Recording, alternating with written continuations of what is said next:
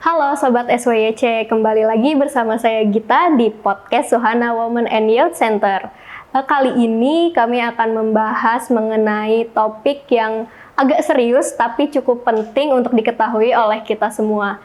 Nah, dalam rangka merayakan 16 hari anti kekerasan terhadap perempuan, saya sudah ditemani oleh bintang tamu yang cukup penting dalam pembahasan kita hari ini. Boleh Pak perkenalan dulu kepada seluruh audiens? Halo, saya Kasih Anggoro di Yayasan Pendidikan Budi Luhur Sakti. Salam Budi Luhur.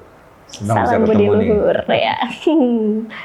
Nah, mungkin untuk memulai pembicaraan kita hari ini ya Pak, mungkin saya mau tahu dulu nih menurut Bapak terkait kekerasan yang terjadi terhadap perempuan di Indonesia ini ya Pak. Itu kan angkanya makin hari makin naik. Menurut Bapak kira-kira ini tuh angkanya makin naik karena semakin terekspos oleh sosial media atau semakin naik karena emang jumlah kasusnya yang naik terus gitu Pak?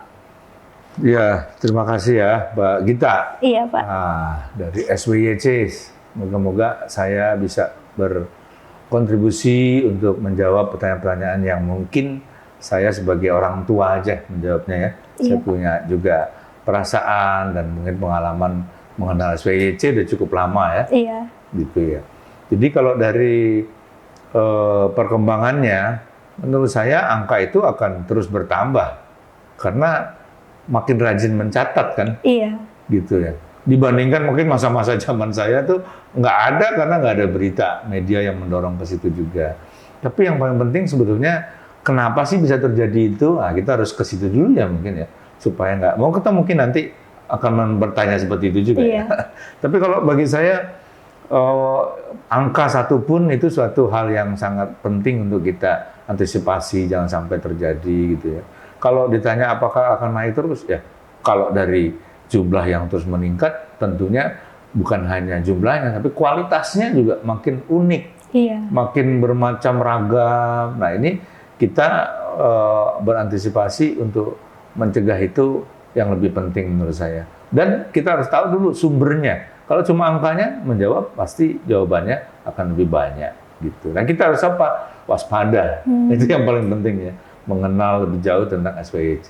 Ya, setuju sih sama pendapat Bapak, apalagi dengan keberagaman kasus-kasus dan jenis-jenisnya yang makin baru. Dan itu kalau misalkan di saya sendiri di kriminologi itu bisa dibilang sebuah anomali atau perubahan kasus dan perbaruan kasus yang emang butuh antisipasi dan pencegahan lebih lanjut sih Pak. Mungkin kalau misalkan sekarang kita bisa bergeser ke ini ya Pak, di kampus, karena lingkup kita adalah lingkup pendidikan yang harusnya aman gitu ya Pak. Tapi kan nggak memungkiri kalau misalnya di media atau berita gitu banyak kasus-kasus kekerasan seksual terutama yang terjadi di lingkungan kampus dan itu biasanya akibat relasi kuasa gitu ya Pak, entah dari dosen ke mahasiswa atau bagaimana gitu. Kalau menurut Bapak sendiri di lingkungan kampus ini tuh kekerasan seksual yang muncul gitu ya Pak atau kekerasan terhadap perempuan yang muncul kan banyak jenisnya. Menurut Bapak, apakah ada kemungkinan kalau misalkan jenis-jenis baru ini yang nggak cuman fisik atau secara verbal gitu akan terjadi gitu kalau misalkan pencegahannya kurang tepat gitu? Ya, yang penting kita di kampus ini berdoa jangan sampai terjadi. Iya, amin. Tapi kan tidak ada peraturan Kementerian Riset Dikti pada waktu itu yang tahun berapa itu? 2000 berapa? Saya lupa ya. 2024 yang terbaru. Yang terbaru ya. Itu kan kalau nggak ada hal yang penting nggak mungkin dikeluarkan lagi. Tapi ternyata kejadian-kejadian itu ya timbulnya di dunia pendidikan. Sebetulnya bukan cuma kampus ya, pasti dari lingkungan yang dasar sampai ke atas. Nah, kok bisa sih di lingkungan itu? Tadi kamu udah sampaikan ada kuasa yang power ya, salah satu dengan yang lain. Nah, saya rasa bisa terjadi kemana saja. Dan kalau diperkecil lagi, terus kepada wanita, kok cuma wanita aja? Apakah laki-laki nggak ada? Kasus bullying itu juga banyak ke laki-laki. Jadi sebetulnya apa sih yang terjadi? Nah, ini yang paling penting ya. Kalau saya dari Universitas Budi Luhur, saya di yayasan ini mikirkan begini. Kenapa manusia itu ada yang melakukan kejahatan, ada yang menjadi korban kejahatan? Nah, itu kan? Kenapa ada di mana-mana?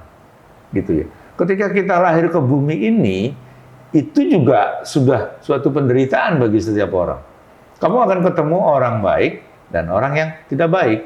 Itu. Jadi kalau misalnya saya dari kecil udah hidup di lingkungan yang paling sempurna, baik, orang tua saya baik, apakah itu bisa terus kamu disebut sukses? Kan enggak juga. Kamu pasti akan ketemu, kalau kita punya 5 deh, 5 orang jahat, 5 orang baik. Gimana caranya kamu menghadapi 5 orang jahat dan 5 orang baik? Nah, ketemunya itu di mana?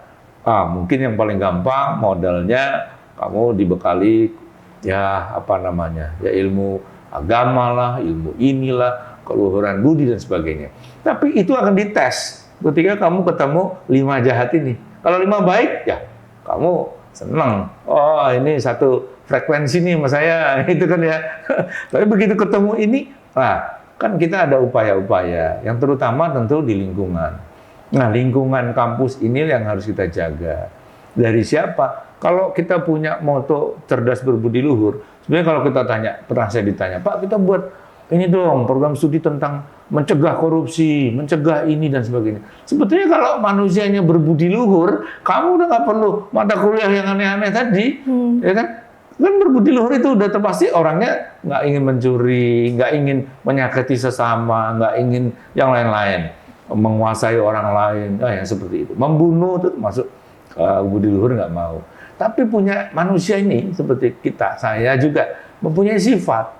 Satu sifat kita yang harus kamu ambil semuanya. Kalau kamu lagi blank nih, kenapa sih? Kita punya sifat yang namanya kebodohan. Bodoh itu apa? Ya, kamu baru umur segini dibandingin yang udah 50 tahun, ya rasanya pinteran yang 50 tahun ya? Iya. Tapi yang 50 tahun itu pinter apa dulu? Pinter bohong, pinter apa, gitu kan? Nah, kita yang merasa, saya pun akan merasa bodoh. Bodoh tentang apa? Mungkin tentang agama Kristen saya bodoh karena saya nggak ngerti. Lebih ngertian orang Kristen. Saya akan bodoh tentang agama Hindu karena saya bukan orang Hindu. Lebih pinteran dia. Jadi kita ini punya banyak kebodohan yang kita harus terima ketika kita menghadapi sesuatu. Saya bodoh juga ya, nggak ngerti ya. Saya pelajarin dulu deh. Langsung cek Google. Lalu merasa pinter. Baru selevel itu. Itu bahaya kita. Kita yang bodoh ini kadang-kadang sok tahu dan sombong. Berikutnya, itu pasti kita punya sifat dasar yang kedua itu apa? Iri, benci, dengki. Akhirnya timbul marah. Gitu kan? Dikit-dikit kan marah. Kenapa? Karena itu kita punya sifat yang namanya iri. Coba deh, dikit-dikit kita kikis sifat-sifat iri kita, nggak suka orang lain. Akhirnya timbul kemarahan. Marah itu orang yang paling rugi.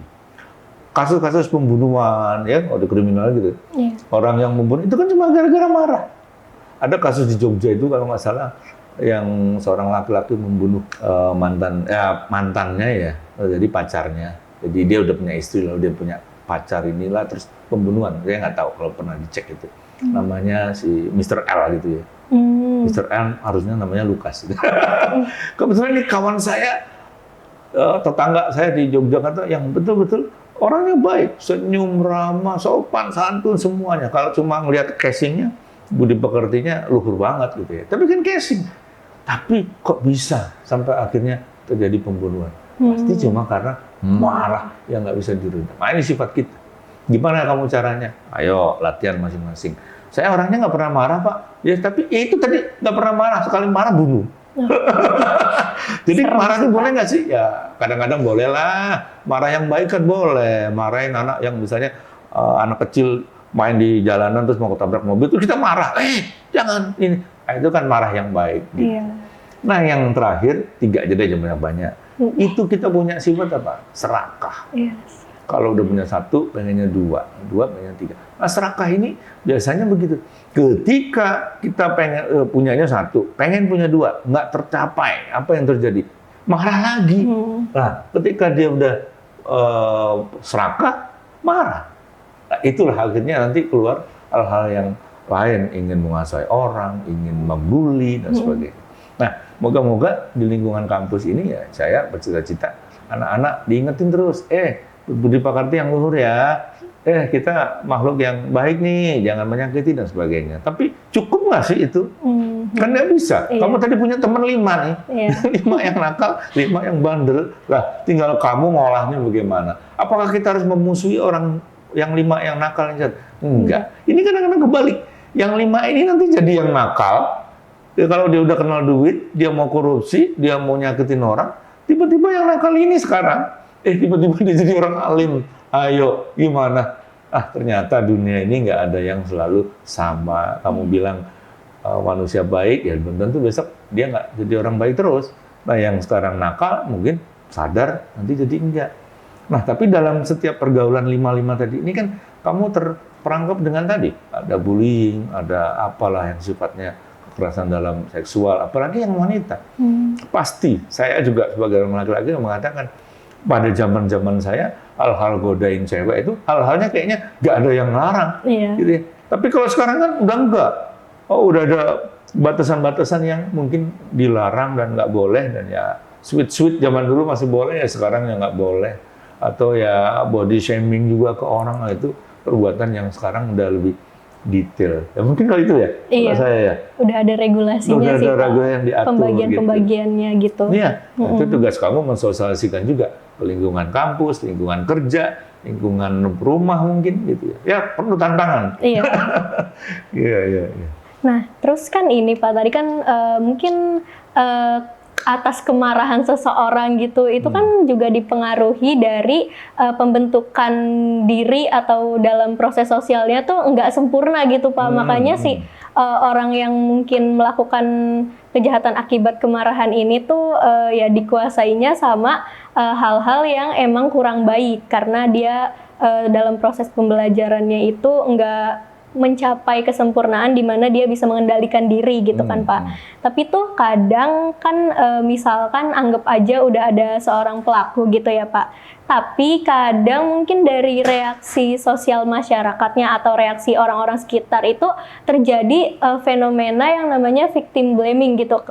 Yang menyalahkan korban yang harusnya dilindungi gitu ya Pak. Nah, sedangkan kalau misalkan kita berbicara tentang kebudiluhuran, mungkin emang enggak yang harus berpihak banget ke yang baik atau gimana, karena kan manusia itu agak dinamis ya Pak, berubah-berubah. Itu fenomena victim blaming ini menurut Bapak sendiri kenapa masih selalu ada? Apakah ada pengaruh budaya atau misalkan pengaruh dari lingkungan sekitar gitu Pak? Ya, saya pikir kedewasaan dalam berkembang society ini juga perlu waktu ya.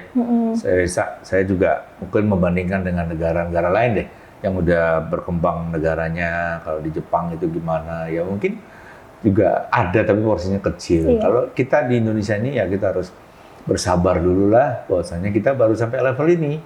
Level ini tuh ya levelnya masih ada bias ya untuk kamu menilai, kok yang benar begini, kok nggak kita lakukan. Ya kita kan baru berkembang. Ibaratnya kalau kita mau bandingkan kemerdekaan Indonesia sama kemerdekaan Amerika yang sudah 200 tahun, kita baru berapa nih? 80 ya? Iya. 80 ya, 45 itu. Itu mungkin juga konotasinya bisa head to head seperti itu. Tapi kalau menurut saya, ya masyarakat ini, kenapa Anda terakhir di keluarga Anda, bapaknya, ibunya itu? Kenapa saya terakhir di keluarga, bapak saya, ibunya itu? Kenapa Anda keluarga bapak ibunya itu rumahnya di wilayah itu? Kenapa kamu nggak lahirnya di wilayah Cikalong Wetan sana di Bandung? Kenapa kamu jadi orang Jawa? Kenapa nggak? Itu kan suatu fenomena yang kalau kita gali sebetulnya, kalau anak muda nih ya, kenapa? Bisa nggak kamu menjawab diri kamu gitu? Akhirnya untuk mempermudah pertanyaan-pertanyaan itu kita menjawab, oh mari kita syukuri, ya kan? Yang kita dapat ini, oh ternyata saya terlahir adalah orang yang seperti ini, seperti ini. Dan fenomena ada yang di Indonesia itu baru terjadi seperti itu. Kalau bagi saya, ya kita harus bersabar. Kalau kita punya pendidikan, coba kalau kemarin saya dapat data di Instagram itu, dari SMA yang masuk ke perguruan tinggi berapa persen yang beruntung? Kan cuma 30%. Berarti dari sekian juta anak-anak SMA yang beruntung bisa ke universitas, berarti cuma berapa? Kan nggak banyak dari jumlah itu. Nah, coba dibayangkan. Nah, sebetulnya kita baru tahapan itu. Jadi, kalau menurut saya, keadaan itu akan terus berbolak-balik dengan keadaan yang sekarang ya. Apalagi dengan didukung sama media sosial ini, kamu mau ngomong apa? Dan menjawab, kalau saya mau bicara misalnya, saya orang baik, yang setuju sama saya berapa orang? Dan yang nggak setuju sama saya nggak kenal berapa orang? Lalu apa?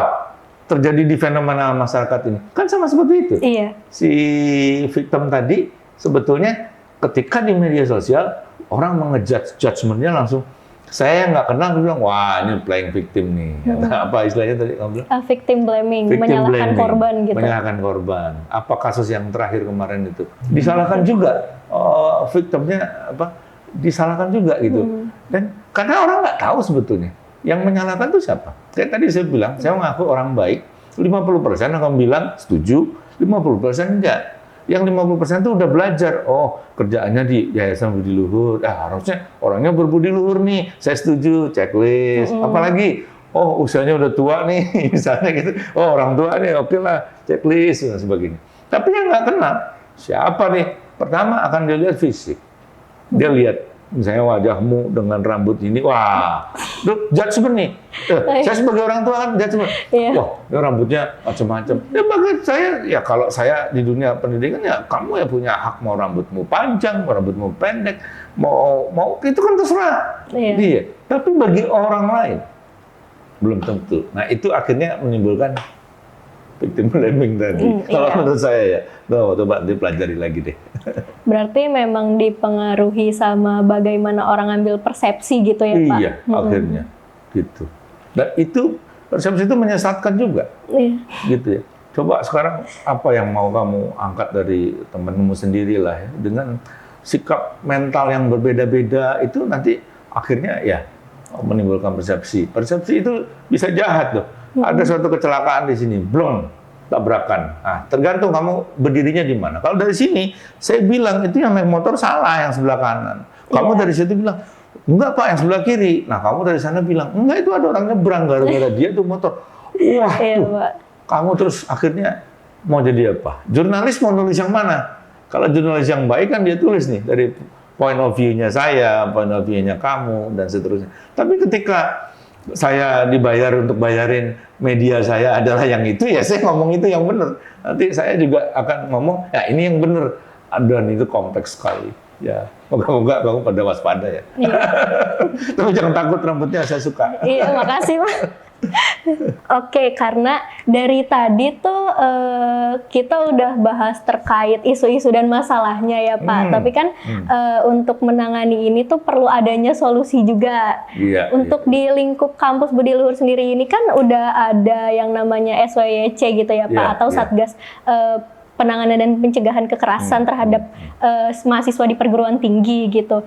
Menurut Bapak sendiri ya, untuk memaksimalkan peran kerja Satgas PPKPT dan SWYC ini dalam menangani kekerasan atau misalkan perundungan yang terjadi di lingkungan kampus ini tuh sebaiknya langkah-langkah yang diambil atau misalkan semacam kolaborasi yang baik untuk dilakukan bersama warga kampus gitu ya Pak, itu lebih baik dijalankan secara bersama-sama atau gimana Pak? Iya, jadi tanggung jawab ini kan bukan cuma SWYC ya. Iya.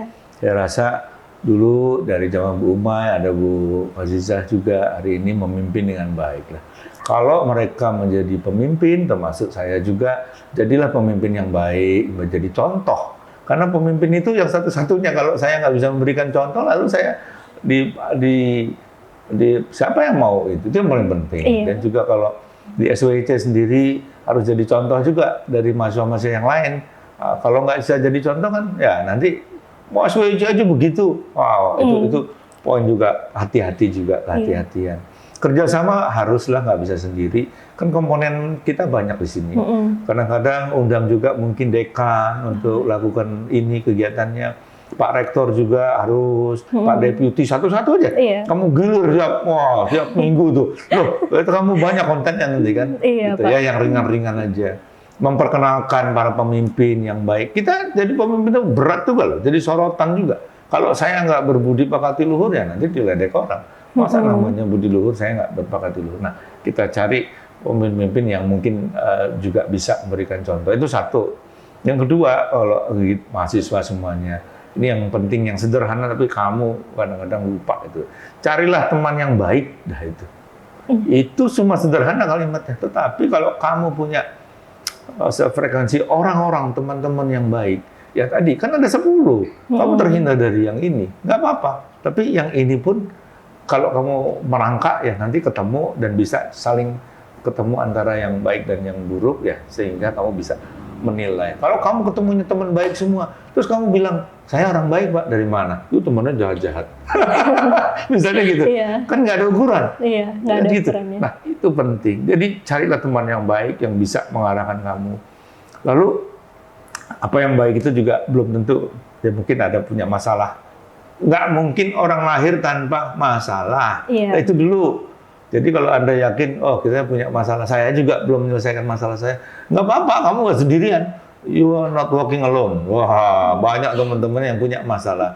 Sama-sama masalahnya. Nanti suatu hari Anda udah usia 20 tahun dari sekarang, ketawa sendiri ya, kenapa kita dulu share ya masalah-masalah itu. Oh ternyata masalahnya cuma masalah ini, solusinya ini. Tapi nggak apa-apa, terus berupaya gitu ya. Dan yang kedua, kalau teman-temanmu udah bisa cari teman-teman yang baik, cari sumber-sumber orang, pemimpin atau siapapun, orang yang dituakan, orang tua atau yang dituakan yang baik. Dan itu, kalau itu dapat dua, pasti kamu akan melangkahnya lebih nyaman. Mungkin orang tuanya si X, oh dia ini, oh kita deketin. Keluarganya si ini, kita cari ilmu ke sana. Atau Pak Ustadz ini, Pak Kiai ini, atau Pak siapa, kalau berdasarkan agama, silakan. Itu bagus. Dan kita nggak usah khawatir. Gitu. Nah, itu terhindar dari masalah-masalah yang ada. Ringan kan? Iya. Nggak terlalu berat. Gitu. Kalau yang lain-lain di dalam sini ya pasti harus kerjasama.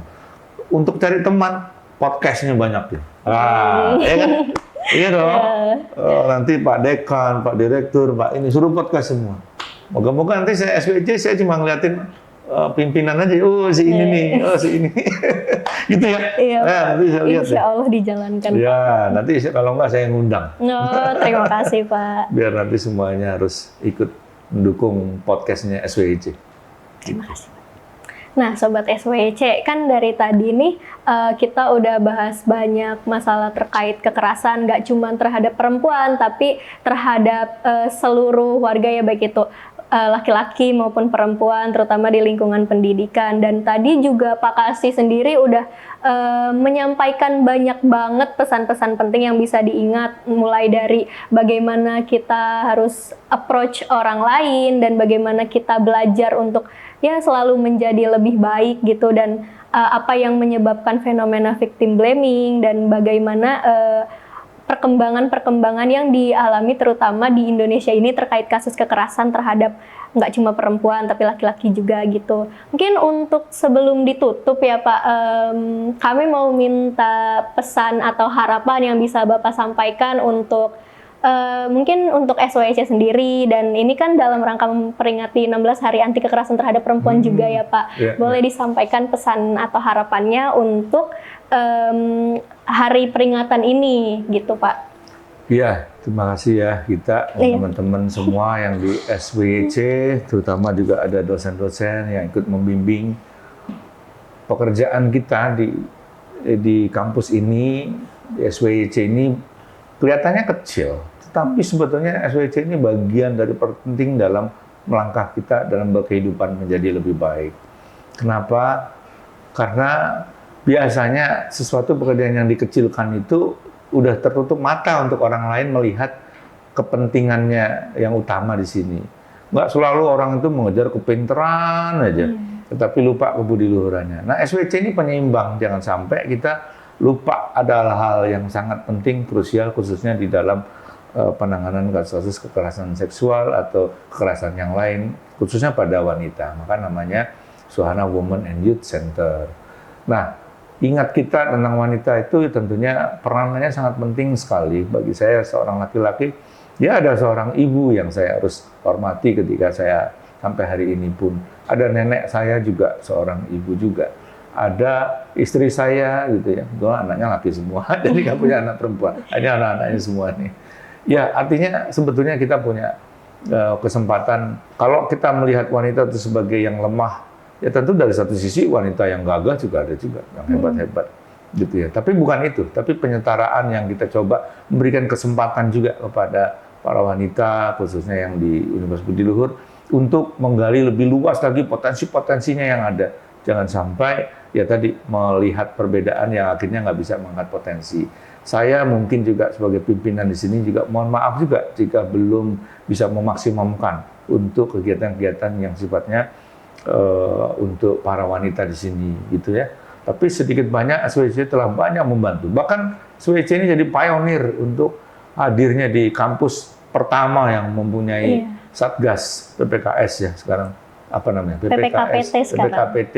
Itu yang ada di wilayah Jakarta. Ya kita harus bangga. Nah, maka adik-adik semua anak-anakku yang ikut di dalam Satgas PPKPT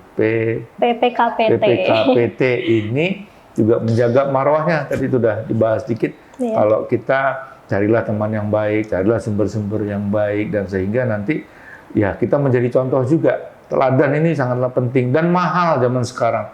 Teladan itu. Kenapa? Ya sedikit kita menjadi teladan, maunya dimasukin ke Instagram. Jadi itu udah mix antara kita apa namanya? Ya the real human sama the real dalam realnya Instagram. Nah, maksud saya moga-moga para pimpinan juga melihat SWC ini terus dapat bertumbuh kembang dan juga bisa menjadi modal dasar untuk manusia yang berkepribadian, berbudi pekerti yang luhur. Itu aja ya. Iya.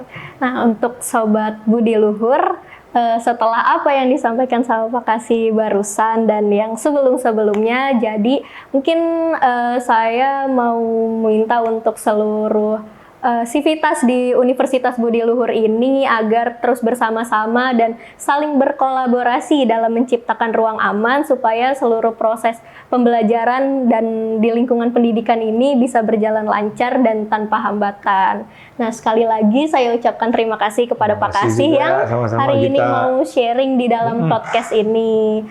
Sebelum penutup mungkin saya mau mengajak Pak Kasih untuk menyuarakan jangan diam kalau misalkan melihat kekerasan gitu ya Pak yang terjadi, dan segera laporkan entah ke SWYC atau ke orang-orang yang kalian percaya gitu, warga kampus. Mungkin untuk yang salam Budi Luhur boleh Bapak yang sampaikan, nanti saya lanjutkan ke salam stop kekerasan gitu Pak, karena saya nggak enak mau ngomong salam Budi Luhurnya. Jadi sekian dari saya dan juga Pak Kasih, kami pamit undur diri dalam podcast ini dan nantikan juga podcast-podcast berikutnya yang akan tayang di channel Nada Luhur SWYC di YouTube.